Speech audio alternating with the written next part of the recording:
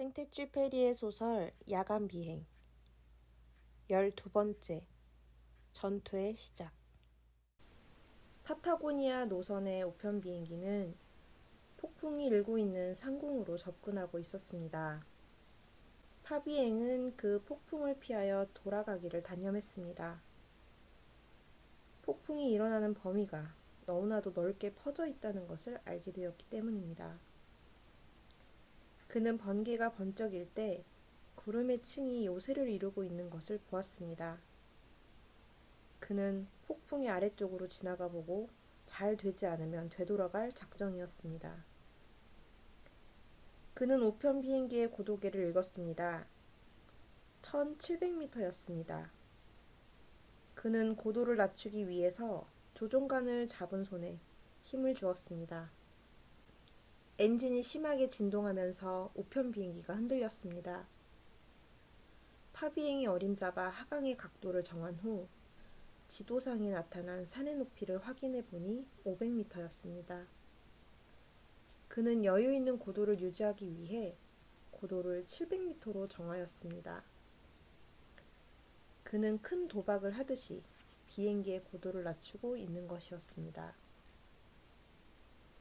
난기류에 휘말리면서 기체가 심하게 흔들렸습니다. 파비행은 눈에도 보이지 않는 것들에게 위협을 받는 느낌이 들었습니다. 그는 되돌아가면 별이 빛나는 하늘을 만날 것이라는 상상은 했지만 비행 방향을 바꾸지 않았습니다. 파비행은 자신이 이길 확률에 대해 생각해 보았습니다. 다음에 착륙지인 트렐레우에서 하늘은 4분의 3가량이 흐려 있다는 통보가 왔으니 지금의 상태는 일시적인 폭풍일 것입니다. 기껏해야 20분 정도만 이 콘크리트 같은 속을 견디어내면 될 것입니다. 그러면서도 파비행은 불안을 느끼고 있었습니다. 그는 바람이 몰아치는 왼쪽으로 몸을 기울이며 칠흑 같은 어둠 속에서 약하게 나타난 빛의 정체가 무엇인지 알아보려고 노력하였습니다. 그건 빛이라고도 할 수 없는 것이었습니다. 짙은 어두움 속에서 나타나는 기류의 밀도 변화이거나 눈의 착각으로 잘못 인식한 것일 수도 있었습니다. 그는 무선기사가 넘겨준 쪽지를 보았습니다. 현재 위치가 어디입니까? 파비행은 그것을 알 수 없었습니다.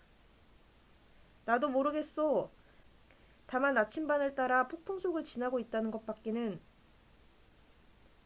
그는 다시 몸을 숙였습니다. 엔진에 연결된 배기통의 불꽃 때문에 시야가 흐려졌습니다. 그 불꽃은 달빛만 있어도 사라져버릴 아주 희미한 것이었지만 이대로 암흑 속에서는 모든 시력을 빼앗겨 버릴 정도의 강한 불꽃이 되었습니다. 그는 다시 그 불꽃을 보았습니다. 그 불꽃은 바람에 날리는 횃불처럼 흔들리고 있었습니다. 파비행은 자이로스코프와 수평계를 점검하기 위하여 30초마다 계기판을 바라보았습니다. 그는 이제 더 이상 그의 눈을 부시게 하여 피로하게 할 붉은색 램프를 켜지 않을 작정입니다. 다행스럽게 라듐으로 빛을 발하는 계기판은 별빛처럼 자신을 표시하고 있었습니다. 바늘과 숫자로 가득한 계기판에 둘러싸인 채 조종사는 불확실한 상황 속에서도 안전을 느끼려 하였습니다. 그것은 이미 물이 차오르는 선실 속에서 느끼게 되는 안정감과도 같은 것이었습니다. 어두운 밤과 그 밤이 품고 있는 암초와 부유물, 그리고 많은 장애물들이 무서운 운명을 지닌 채 비행기를 향해 흘러오고 있었습니다. 지금 우리 현재 위치가 어디입니까? 무선기사가 다시 물었습니다. 파비행은 머리를 내밀고 왼쪽으로 기대어 다시 한번 주위를 살펴보았습니다. 그는 이 어두운 구속을 벗어나기 위하여 얼마나 많은 시간과 노력을 기울여야 하는지 가늠할 수가 없었습니다. 그는 거기서 영원히 헤어나지 못할 것 같은 생각이 들었습니다. 그는 신락 같은 희망이라도 가져보려고 몇 번이고 읽어보았던, 이제는 너무 읽어서 더러워지고 구겨진 무선 통신문에 운명을 걸고 있었습니다. 트렐레오, 4분의 3이 흐리고 바람은 약한 서풍, 이런 내용이 적혀있는 종이었습니다. 트렐레오의 하늘이 구름으로 완전히 가려져 있지 않으면 그 사이로 도시의 불빛이 조금 보일 것이다.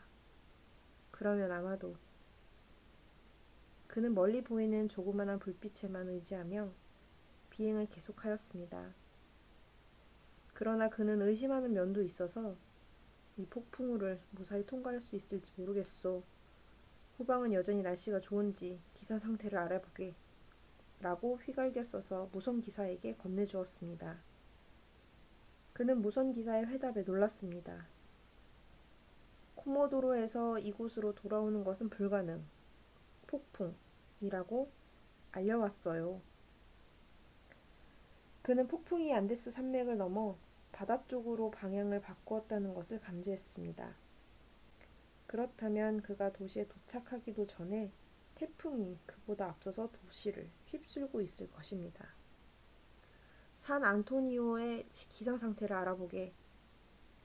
산 안토니오에서는 서풍이 불기 시작했으며 서쪽에서 폭풍이 일고 있어 하늘은 구름으로 완전히 덮여 있다고 회답이 왔습니다.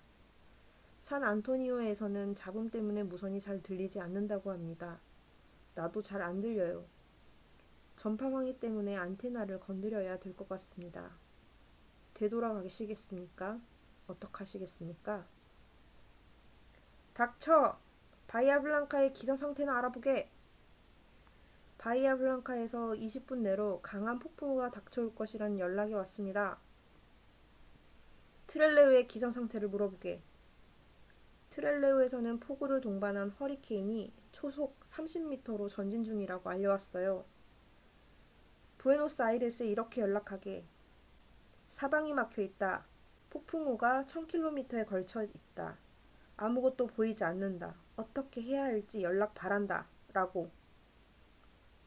조종사 파비행에게 이 밤은 끝이 보이지 않는 어둠의 연속이었습니다. 어느 곳에도 정박할 수 없는 밤이었습니다. 어느 항구에서도 이끌어주지 않고 어느 항구에서도 접근을 허용하지 않았습니다. 1시간 40분이면 연료가 다 떨어져 버릴 것입니다. 새벽까지 견디지 못할 것이 분명합니다.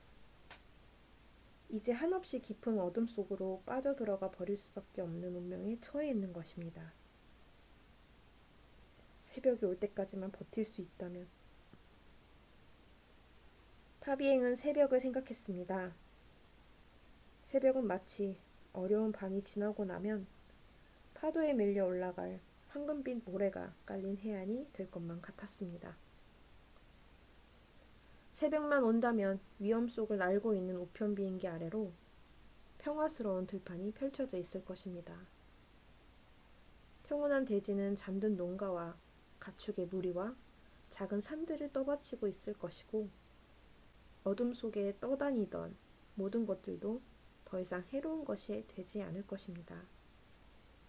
그는 할 수만 있다면 밝아오는 새벽을 향하여 헤엄이라도 치고 싶었습니다. 그는 자기가 포위되었다고 생각하였습니다. 이제 잘 되든 못 되든 모든 것은 다 이 어둠 속에서 해결될 것입니다.